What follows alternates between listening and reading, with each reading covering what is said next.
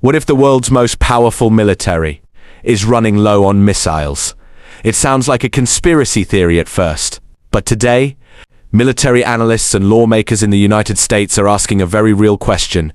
Can America keep up with the pace of modern warfare? You see, today's wars are not fought the same way they were decades ago. Modern battlefields rely heavily on precision weapons cruise missiles, advanced air defense systems, and long-range drones. These weapons are incredibly powerful, but they are also incredibly expensive, and they disappear from stockpiles very quickly. Take the Tomahawk cruise missile, for example. One missile costs roughly $4 million. It's designed to travel hundreds of miles and strike targets with extreme precision. But when conflicts escalate, dozens or even hundreds of these missiles can be launched in a very short time. Then there's the Patriot air defense system, one of the United States' most advanced tools for intercepting incoming threats. Each Patriot interceptor missile can cost around $3 to $4 million.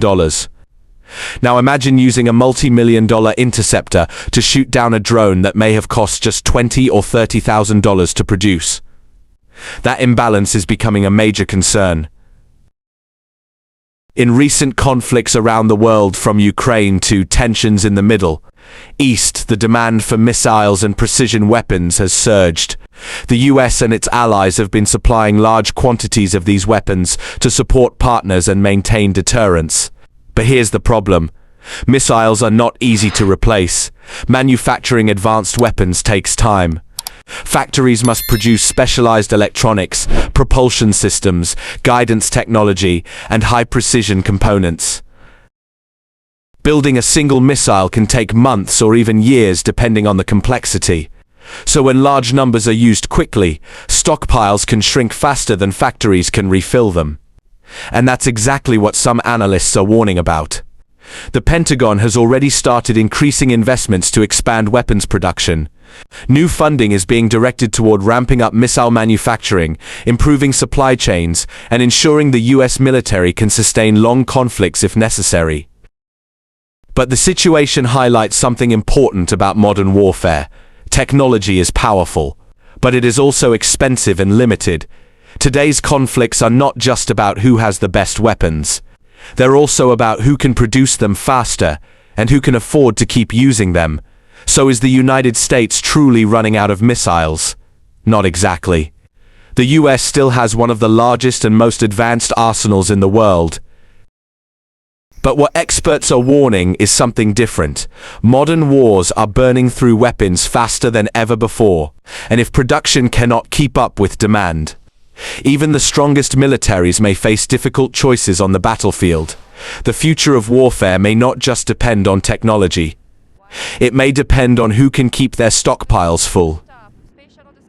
Modern wars are burning weapons faster than ever anything on this earth right now. And one major issue is that the speed at which these weapons are being used today. Because we all know that these militaries, countries that they started with these weapons, throwing bombs, missiles here and there. And right now, US is claiming that they are the dominant in terms of weapons. And imagine using the weapons that you've used years in creating them, throwing to lower drones or attacking lower drones. And it means that the more you are using the weapons, the more it depletes. And why? Because modern warfare relies heavily on missiles, as we all know. It relies heavily on drones. It relies heavily in precision strikes, as we all know.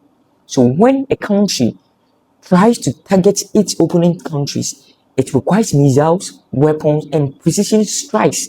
And imagine using this or using it at a faster speed.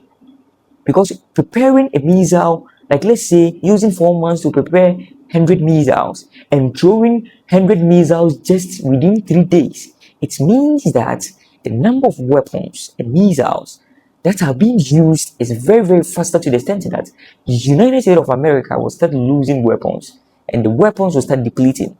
And in some wars, we all know that hundreds of missiles can be launched, as we all know, in just few days. What this means is that stakeholders or stockpiles of these weapons, it took years to build it, and we all know some can took many years to build all these things. And imagine these weapons, missiles being disappeared just within some few days quickly. It means that if you were military dominant, then you start losing the weapons, and if you lose your weapons, then you are not or you are not having an advantage over your opponent that you are fighting with. And here raise this bigger question: can factories rebuild or replace them faster than enough? Do you think they can replace them faster than enough so that you can still take an advantage of your opponent's country? That's the main country. That's the main point here we are talking about. And let's talk about the cost problem. Millions versus thousands. The cost imbalance here is very necessary.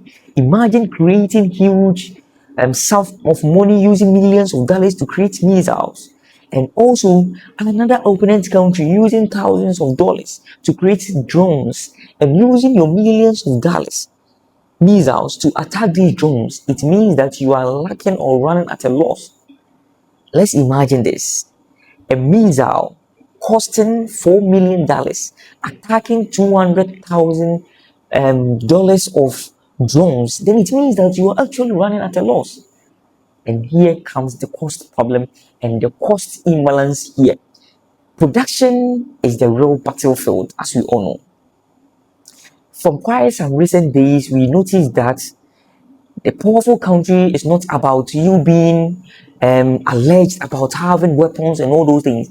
It means about financial production, and it still maintains over and over as the conflict prolongs. And here comes production. It's now the real battlefield. Is United States of America, still producing more missiles to attack these drones? And it means that they are still taking an advantage over them, and they are not running at a loss in terms of these conflicts. And people think wars are won by only battlefield, as we all know. Nah. That's a shit them thinking. No, wars, or in reality, wars are also won in factories, as we all know. How are you producing your war? And how are you producing your missiles in terms of attacking these opponent country?